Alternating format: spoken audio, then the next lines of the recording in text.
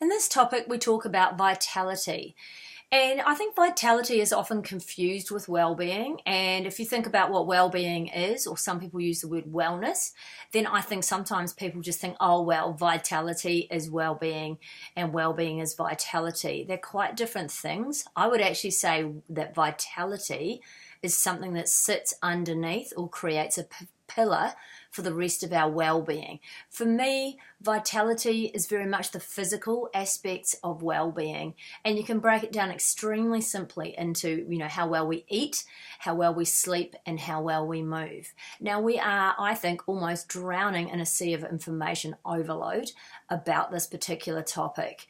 You open a newspaper, you go on social media, you turn on the TV, you watch videos on YouTube. Hello, yes, I know I'm on YouTube as well, but there's so much out there about vitality, to make us feel good. Recipes, diets, skin products, everything like that. Now we're consuming these things in vast quantities, and we are, always, many of us are focusing on our health and well-being, often, and think that if provided we eat well and we sleep well and we exercise, we're going to feel good.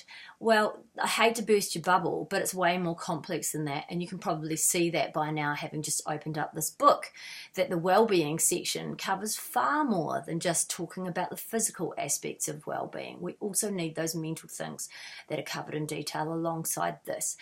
Having said that, if we don't get the basics of our vitality right, then we're not going to have any headspace or energy left to improve our mental well-being through other means. So I like to think of, well, if you're not feeling great, either physically or mentally, this is a great place to start, and it's often the place where people do start. Around the beginning of the new year, I'm recording this in early February, around the beginning of the new year, there's much focus on, resolutions, new diets, people getting off to new habits, and that's awesome, provided they do something with it and make it sustainable.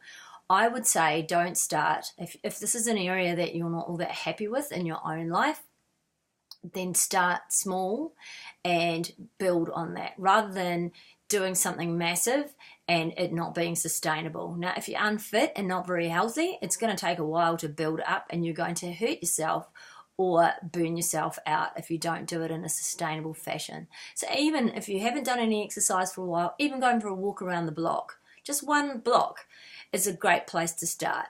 Even instead of having 5 cups of coffee a day, you decide to have 3.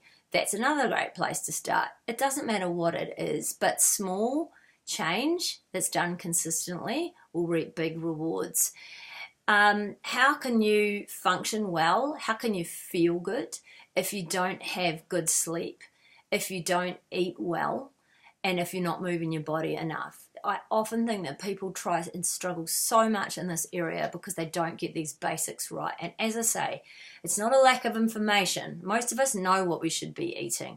Most of us know we shouldn't have our mobile phone in our room pinging at us all night. But we're the ones that are going to have to be disciplined about doing this ourselves. And I know there are things that get in the way. They've got in my way in the past, and they sometimes do even now. But the most important thing is consistency and developing good habits in this area. So start small and keep going.